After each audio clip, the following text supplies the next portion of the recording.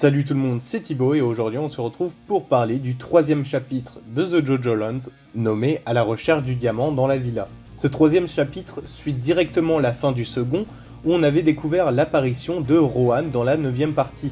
Jojo, tremblotant, se rend compte qu'il connaît l'homme qu'il doit voler. Ses soupçons se confirment quand il tombe sur les planches du manga Pink Dark Boy, pas encore finalisé. Il se ressaisit et se rappelle qu'il y a un diamant qui coûte 6 millions quelque part dans cette villa. Pendant que Jojo surveille Rohan du côté de la piscine, le groupe des 3 autres manieurs de stand rentre dans la villa grâce au stand Smooth Operator. Ils se mettent à chercher le diamant et Dragona rappelle de ne rien voler d'autre.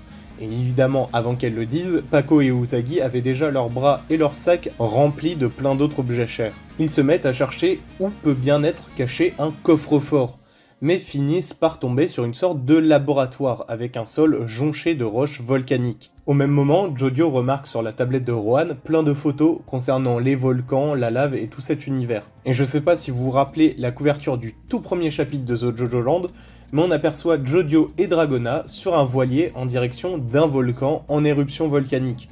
Et à mon avis, il y a quelque chose de bien plus important que le diamant qui se trouve près de ce volcan. Et évidemment, pour le moment, chaque chapitre a eu le droit à sa petite référence à Breaking Bad. Et ce chapitre n'en fait pas exception, car il fait référence au tout premier épisode de Breaking Bad.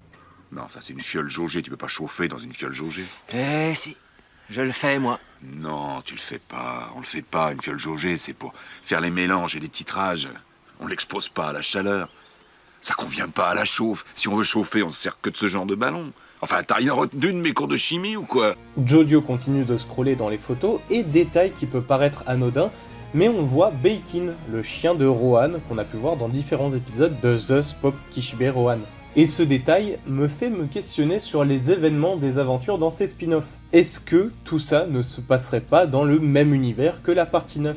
Et c'est loin d'être une idée étrange, car entre Beikin et Rohan qui parle dans Hot Summer Martha du Covid, tout comme dans le premier chapitre de JoJo Land, le lien direct entre ces spin-offs me paraît pas si éloigné. Après avoir parlé de chien, on voit un chat qui tourne autour de la maison. On avait pu l'observer descendre du toit dans le chapitre 2, mais on reparlera de ce chat un peu plus tard. Pour le moment, gros problème, Rohan décide de sortir de sa piscine, donc potentiellement rentrer dans la villa, où se trouvent Pako, Dragona et Usagi, qui sont de suite prévenus par Jojo. Rohan s'interroge sur le chat errant et fait une remarque qui a retenu l'attention de Jojo. Il doit pas appartenir à quelqu'un? Si. Suggérant que Rohan se questionnerait sur la nature de ce chat, et est-ce qu'il aurait été envoyé par quelqu'un. Quelques secondes après, Pako et Usagi ont trouvé le coffre-fort. Est-ce qu'ils auront le temps de l'ouvrir avant l'arrivée de Rohan?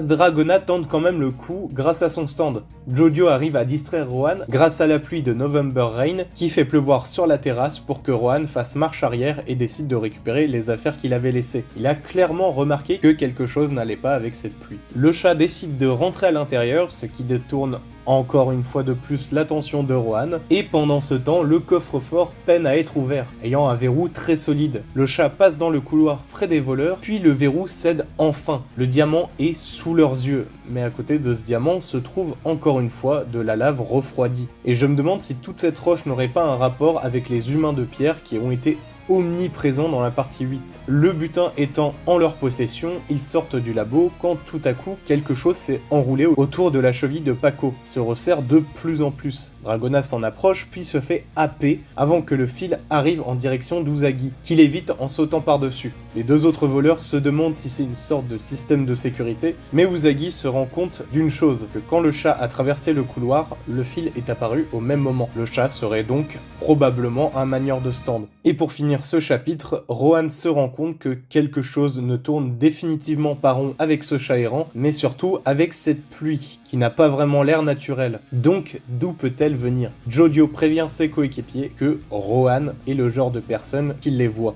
Et voilà pour ce 3e chapitre. Comme toujours, j'adore, et j'ai vraiment hâte de voir la suite, et de voir si ma théorie du lien entre les spin-offs et la partie 9 est réelle ou non. À la prochaine!